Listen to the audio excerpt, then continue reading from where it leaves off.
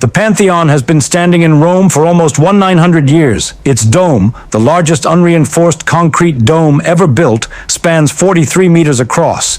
No steel, no rebar, just concrete poured by Roman hands 2 millennia ago. It has survived earthquakes, floods, wars, centuries of neglect. Meanwhile, modern concrete structures start cracking within 50 years. Bridges built in the 1960s are already crumbling. Parking garages need constant repair. Our advanced material fails while theirs endures. How is that possible? We have supercomputers, electron microscopes, chemistry labs that can analyze materials at the molecular level. We have spent billions on construction research, and yet we cannot easily replicate what Roman builders achieved with volcanic ash and seawater. This isn't mythology. This isn't an exaggeration. Core samples from Roman harbors show concrete that actually gets stronger over time, the opposite of everything modern engineering predicts. For decades, scientists assumed Roman concrete was simply well-made, a lucky recipe, nothing special. Then researchers started looking closer. What they found wasn't just a different formula, it was a different philosophy of building, one that modern science is only now beginning to understand. So what did the Romans know that we forgot? Close your eyes for a moment. Imagine standing on the coast of ancient Italy. The year is 50 BCE. The Roman Republic is transforming into an empire. Julius Caesar is still alive. Cleopatra rules Egypt. And along the Mediterranean coastline, something extraordinary is happening. Thousands of workers are building a harbor, not just any harbor. A massive structure extending hundreds of meters into the sea. Breakwaters thick enough to stop waves. Piers strong enough to hold the largest ships in the ancient world. Warehouses that will store grain for 1 million Roman citizens. And they're building it underwater. Think about that for a second. No modern diving equipment, no waterproof machinery, no pumps powerful enough to hold back the Mediterranean. Just wooden forms, volcanic ash, lime and seawater. Workers lower the mixture into the waves. It settles on the seafloor. And then something remarkable happens. It hardens underwater, in salt water. The very environment that destroys modern concrete makes Roman concrete stronger. This wasn't a one-time experiment. Romans built harbors across the entire Mediterranean. Caesarea in Israel, Alexandria in Egypt, Portus near Rome itself. Over 40 major port facilities, breakwaters spanning kilometers, submerged concrete foundations that still exist today, 2,000 years later. Let those numbers sink in. 2,000 years. The concrete sitting at the bottom of those harbors has been battered by waves, soaked in salt, frozen and thawed through countless seasons. Modern marine concrete begins cracking within 50 years. Roman marine concrete shows no signs of weakening. In fact, core samples suggest it's gotten stronger. But harbors weren't even their greatest achievement. Stand inside the Pantheon in Rome and look up. That dome above you weighs approximately 4,500 metric tons. It spans 43 meters across, wider than the dome of St. Peter's Basilica. For over 1,300 years, it remained the largest dome in the world. No steel reinforcement, no internal supports, just concrete, Roman concrete, poured in layers, carefully graded from heavy at the bottom to light at the top. An engineering masterpiece that has survived earthquakes, floods, sacks by invading armies, and nearly 2 millennia of gravity pulling relentlessly downward. It still stands, still functions, still holds worship services. Meanwhile, look at modern construction. Bridges built 60 years ago are being demolished because the concrete failed. Parking structures require constant maintenance. Highway overpasses develop dangerous cracks within decades. We spend billions annually repairing concrete infrastructure. Billions. Every year. For materials younger than most people's grandparents, something doesn't add up. We have chemistry laboratories, we have computer modeling, we have engineering degrees and construction standards and quality control processes that would make Roman builders dizzy with confusion. And yet we can't match what they achieved with volcanic ash, lime, and seawater mixed by hand. This is the mystery that has haunted engineers for decades. Not how Romans built so much. But why do they refuse to die? Was it luck? A secret ingredient? Some forgotten technique that vanished with the empire? Or is it possible that ancient builders understood something about materials that modern science is only now rediscovering? Ask a historian about Roman concrete, and you'll get a simple answer. They used quality materials and skilled labor. The empire had resources. They built things to last because they could afford to. It sounds reasonable. Rome was wealthy. Construction was a state priority. Projects had unlimited workers, imperial funding, and generations of accumulated knowledge. Good materials, good workers, good results. Case closed? Not quite, because this explanation has a hole. A big one. If Roman concrete was simply well made, then modern concrete, made with precise measurements, controlled environments, and scientific formulas, should be even better. We have advantages Romans couldn't dream of. But we're not better. Not even close. So another theory emerged. Maybe the Romans had a secret recipe, a specific ratio of ingredients, a particular type of volcanic ash, something unique that was lost when the empire collapsed and construction traditions faded. This theory gained popularity in the 20th century. Researchers hunted for the perfect formula. They analyzed ancient texts. Vitruvius, the Roman architect, wrote about concrete in his famous 10 Books on Architecture. He described ingredients: volcanic ash from Pozzuoli, lime, rock fragments, seawater. Researchers followed his instructions exactly. The results? Inconsistent. Sometimes the concrete worked well. Sometimes it cracked. Sometimes it never achieved Roman-level strength. The same recipe produced wildly different outcomes. So the secret recipe theory started crumbling too. Then came a third explanation. Maybe the Romans got lucky. Volcanic ash from the Bay of Naples happened to contain unusual minerals. The specific geology of Italy created perfect conditions that couldn't be replicated elsewhere. Environmental luck, geographic coincidence, not skill, just fortune. This theory satisfied some scientists. It explained why replication failed. You can't recreate the exact volcanic chemistry of ancient Pozzuoli in a modern laboratory. But there's a problem with this theory too. Romans built concrete structures across the entire empire: Spain, France, North Africa, the Middle East. They didn't ship volcanic ash thousands of miles for every project. They adapted, used local materials, and many of those structures still stand. Luck doesn't travel that well. So where does that leave us? 3 theories: quality craftsmanship, secret recipe, environmental luck. Each partially true. Each is partially wrong. Each failing to explain the full picture. And this is where most documentaries stop. They present the theories, shrug at the mystery, and move on. But some scientists refuse to accept uncertainty. They wanted real answers, testable answers, not historical guesses, but physical evidence. So they stopped reading ancient texts and started drilling ancient concrete. What they pulled from those Roman harbors, core samples of 2,000-year-old material, would change everything we thought we knew about what makes concrete strong and what makes it fail. Her name is Marie Jackson, geologist, researcher at the University of Utah, and for years she's been obsessed with one question: what is actually happening inside Roman concrete? Not what texts say, not what historians assume, what the material itself reveals under a microscope. In 2012, her team began collecting core samples from ancient Roman harbors.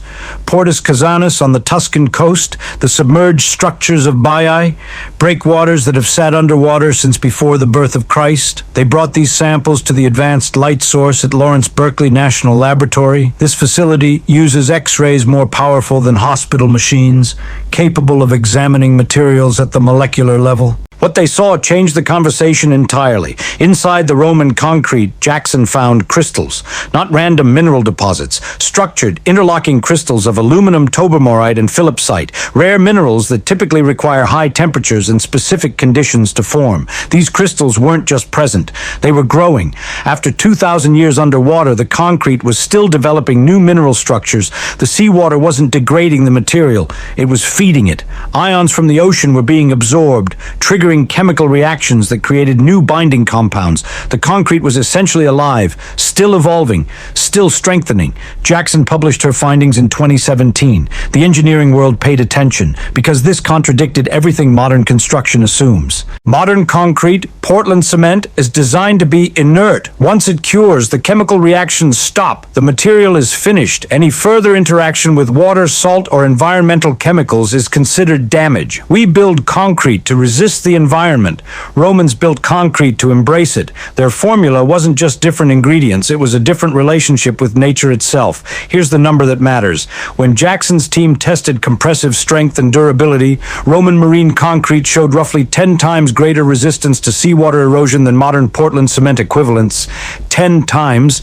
Material that's 2,000 years old outperforming material that's 20 years old by a factor of 10. This wasn't luck. This wasn't just good craftsmanship. This was chemistry that modern modern science had completely misunderstood. But Jackson's discovery raised an even bigger question. The Romans didn't have electron microscopes. They didn't understand molecular chemistry. They couldn't see tobermorite crystals or measure ion transfer rates. So how did they know? How did ancient builders, working with basic tools and no formal chemistry, create a material so sophisticated that 21st century scientists needed advanced X-ray technology just to understand why it worked? But here's what confused Jackson's team most. These minerals shouldn't form in concrete at all. In modern construction, seawater is the enemy. It destroys steel reinforcement, creates internal pressure, tears structures apart from within, yet Roman concrete seemed to feed on it. The very thing that kills our buildings was making theirs stronger, almost like they designed it to work backwards, on purpose. So if we know the ingredients, why can't we just make it? This is the question that frustrates modern engineers more than anything. We have the recipe: volcanic ash, lime, seawater, rock aggregate. Vitruvius wrote it down 2,000 years ago. It's not hidden. It's not encrypted. Anyone can read it. And researchers have tried hundreds of times to recreate Roman concrete using these exact components. The results?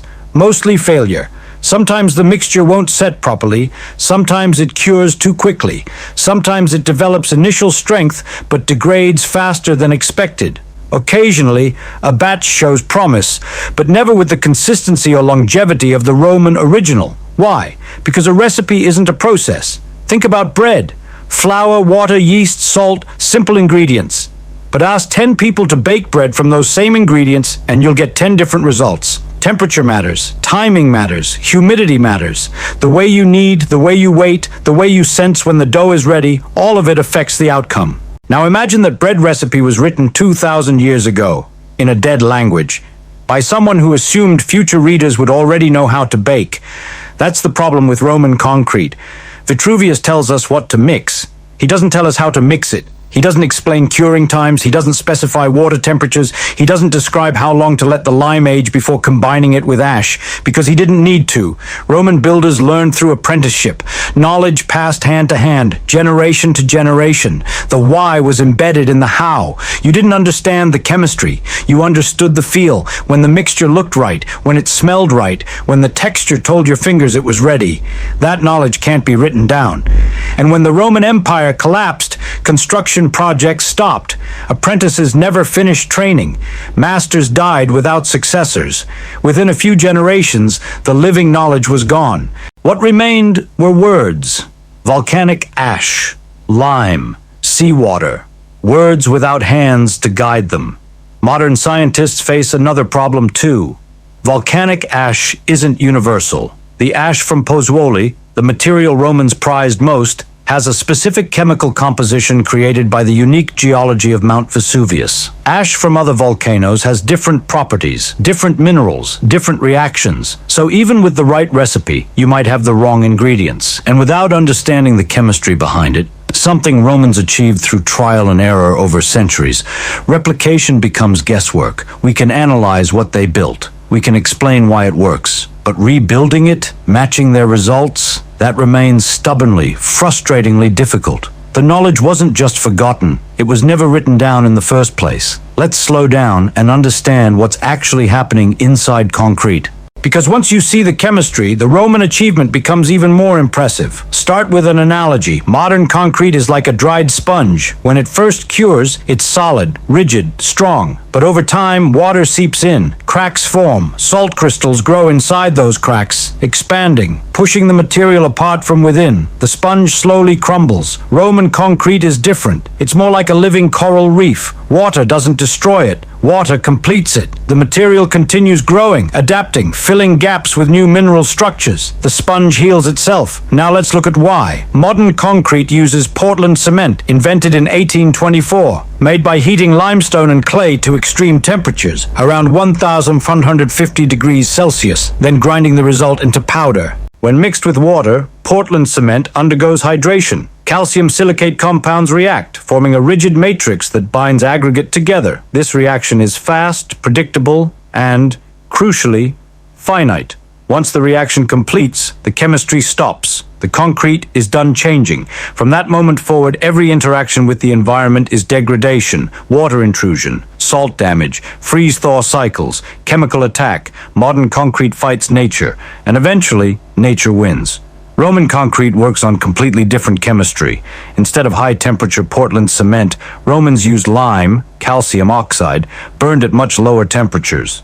They combined this with volcanic ash, specifically ash rich in silica and alumina. When mixed with seawater, something remarkable happens. The calcium from the lime reacts with the alumina and silica in the ash, plus the dissolved ions in seawater, particularly chlorine and sodium. This triggers what chemists call a pozzolanic reaction. Unlike Portland cement hydration, this reaction is slow, very slow. It continues for years, decades, centuries. And as seawater continues penetrating the material, it keeps feeding the reaction. Aluminum tobamorite crystals grow inside the concrete matrix. Phillipsite crystals form in the pores. These minerals interlock, filling microscopic voids, binding the aggregate tighter and tighter. The concrete doesn't just resist water, it uses water as fuel. Here's the comparison that makes this real. Modern marine concrete, the kind we use for seawalls and harbor foundations, loses approximately half its structural strength within 50 years of seawater exposure. Roman marine concrete, tested after 2,000 years, shows no measurable strength loss. In some samples, it appears to have gained strength. 2,000 years versus 50 years. That's not a small improvement. That's a fundamental difference in philosophy. Modern engineering asks, how do we protect concrete from the environment? Roman engineering asked, how do we make concrete that grows stronger because of the environment? The answer was volcanic ash, lime, seawater, and time. Lots of time. Romans weren't in a hurry. Their structures took years to reach full strength. They accepted that. They planned for it.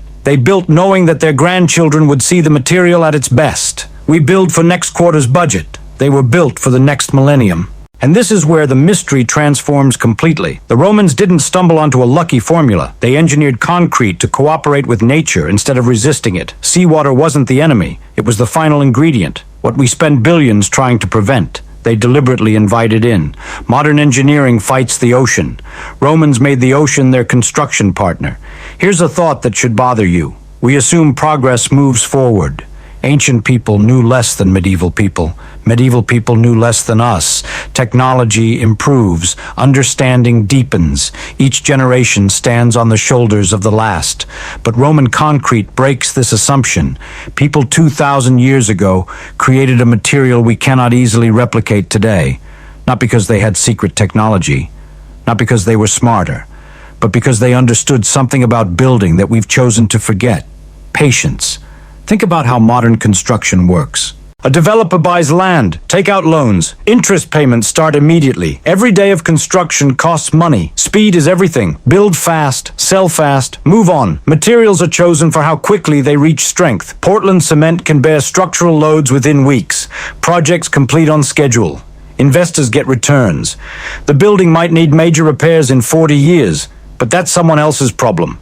Romans operated differently. Not because they were more virtuous, but because their incentives were different.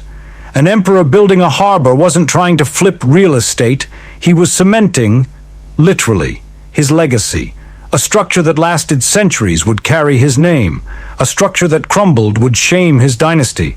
Time wasn't the enemy. Time was the proof. So they developed materials that required patience. Concrete that took years to fully cure, structures designed to grow stronger across generations. This wasn't just engineering, it was philosophy embedded in chemistry. And somewhere along the way, we lost it. Not because the knowledge was destroyed, but because we stopped valuing what it offered. Permanence became less profitable than speed. Durability became less important than quarterly reports. We could build like Romans. We have science now. Marie Jackson's team has explained the chemistry. Researchers are experimenting with volcanic ash additives. Some pilot projects show promising results. The mystery is solved. But solving a mystery isn't the same as applying the solution. Because Roman concrete requires something modern construction rarely offers. Time, patience, a willingness to build for people who won't be born for centuries. And that's not a materials problem. That's a human problem. The question isn't whether we can build things that last forever. The question is whether we want to, whether our economic systems, our political structures, our entire way of thinking about construction would allow it. The Romans knew how to build for eternity. Do we still want to? So let's pull together what we actually know, not speculation, not theory, what the evidence supports. First, the ingredients. Roman concrete used volcanic ash, primarily from the region around Pozzuoli near Mount Vesuvius. This ash has a specific chemical makeup, high in silica, alumina, and various reactive compounds created by volcanic processes. Romans called it pulvis puteolanus, pozzuolan dust. They mixed this ash with lime, quicklime or slaked lime produced by burning limestone. The lime was often aged for months or years before use, making it more comite reactive. For marine construction, they added seawater, not fresh water, seawater specifically. The aggregate, the rocky chunks that give concrete bulk, came from volcanic tuff, lightweight but strong, often from local quarries near construction sites. These ingredients aren't secret. We've known them for centuries. Second, the chemistry. When volcanic ash, lime, and seawater combine, they trigger a slow pozzolanic reaction. This creates calcium aluminum silicate hydrate compounds, a different binding matrix than modern Portland cement produces. Crucially, this reaction doesn't stop. For centuries, seawater continues penetrating the concrete. Ions interact with the calcium-rich matrix. New minerals form: aluminum tobermarite, philipsite, and related crystals. These minerals grow into cracks, strengthen weak points, and increase density. Marie Jackson's team documented this with X-ray analysis. The concrete literally continues developing new mineral structures 2,000 years after placement. This is confirmed science. Published, peer-reviewed, replicated. Third, what we can replicate. Modern engineers have successfully created concrete using pozzolanic materials, fly ash from coal plants, volcanic ash from various sources, rice husk ash, slag from metal production. These materials do work. They do create more durable concrete. Some formulations show significantly improved resistance to seawater and chemical attack. But, and this is important, results vary dramatically. The specific chemistry depends on the exact source of ash, the type of lime, the mineral content of the water, the curing conditions, the mixing process. Small variations produce large differences in outcome. Romans achieved consistency through generations of trial and error. They learned what worked for each location, each climate, each application. That knowledge lived in the hands of builders, not in formulas. We're trying to reverse engineer that knowledge from the finished product. It's like trying to learn cooking by chemically analyzing a perfect meal. You might identify every ingredient and their proportions, but you still don't know the chef's technique. Fourth, what remains uncertain. We don't know exactly how Romans processed their lime. Aging time, burning temperature, hydration methods, all undocumented. We don't know the precise mixing procedures, water ratios, mixing duration, placement techniques. We don't know how they achieved consistency across the empire using different local materials for different projects. These gaps may never be filled. The knowledge truly is lost. But here's what we do know. Roman marine concrete survives after 2,000 years of seawater exposure. Modern marine concrete degrades within 50 years. The Romans achieved something that we, with all our technology, find difficult to match. Not because they had secrets we can't unlock, but because they developed an understanding that took centuries to build and only generations to forget. Let's return to where we started. The Pantheon, Rome, a concrete dome that has defied gravity, weather, and time for nearly 2,000 years. When you stand inside that building and look up, you're seeing something that shouldn't exist by modern standards. An unreinforced concrete dome, 43 meters wide, with a hole in the center open to the sky. Rain falls through, sunlight pours in. The elements touch the interior constantly, and still it stands. Not because Romans had magic, not because they possessed technology we can't understand, but because they approached building with a philosophy we've abandoned. They are built with time as an ingredient. Their concrete wasn't finished when it was poured. It was finished when their grandchildren were old. The material needed decades, centuries, to reach its potential, and Romans accepted that. They planned for it. They designed structures knowing that the best version would exist long after the builders were dead.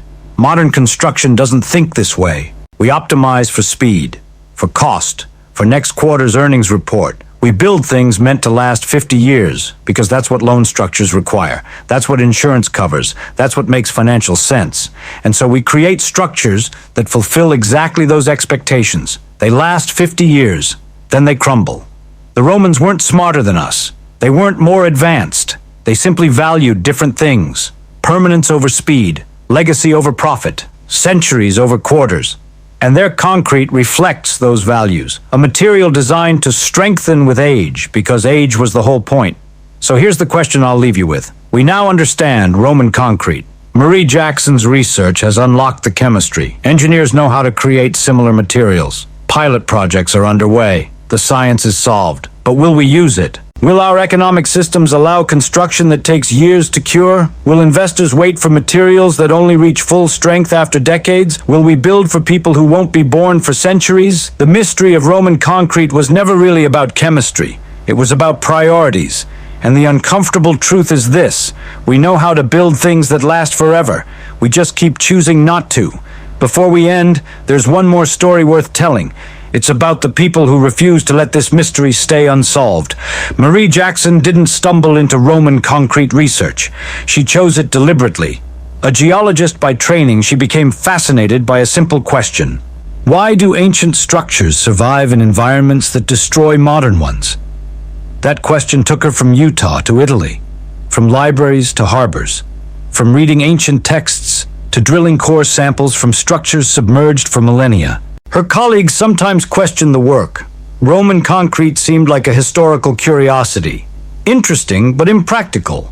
Who cares why ancient material lasted? We have modern solutions. But Jackson persisted. She spent years collecting samples, analyzing mineral structures, building relationships with Italian archaeologists who controlled access to protected sites, writing grant proposals, fighting for beam time at Berkeley's Advanced Light Source. Thousands of hours, modest funding, uncertain outcomes. And then in 2017, her team published findings that changed the conversation. The minerals growing inside Roman concrete, the seawater interaction, the self-healing properties. Suddenly, Roman engineering wasn't just history, it was a blueprint. Jackson's work didn't just explain the past, it opened possibilities for the future. Researchers now explore volcanic ash additives for modern construction. Climate scientists see potential. Pozzolanic concrete produces less CO2 than Portland cement. Coastal engineers imagine structures that strengthen against rising seas instead of crumbling. All because one geologist asked a question that seemed impractical. Why does ancient concrete outlast modern concrete? This is how science actually works. Not grand discoveries announced with fanfare, but quiet persistence.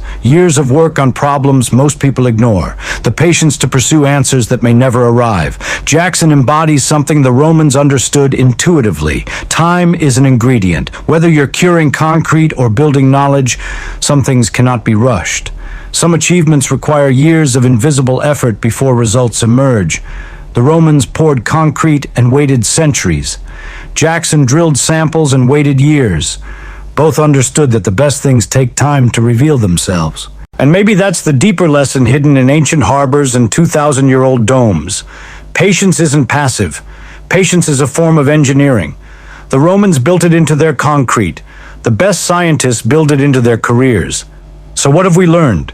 We started with a mystery, concrete that defies time, structures that refuse to die. Ancient material outperforms modern engineering by factors we struggle to explain, and we found answers. Volcanic ash, lime, seawater, a pozzolanic reaction that never stops, minerals that grow into cracks, chemistry that treats the ocean as ally instead of enemy. Science solved the puzzle, but understanding chemistry isn't the same as understanding the achievement, because Roman concrete wasn't just a material. It was a declaration, a statement that some things deserve to last forever. That effort invested today should benefit people centuries from now. That construction isn't just about shelter, it's about legacy. When Romans built a harbor, they weren't solving a logistics problem. They were making a promise to the future. We'll build this once, and it will stand until the world forgets our names. That promise lives inside every surviving structure. Every underwater breakwater, every unreinforced dome is still shedding rain after 2 millennia. Modern construction makes different promises. We'll build this fast. We'll build it cheap. We'll fix it when it breaks, or tear it down and build again.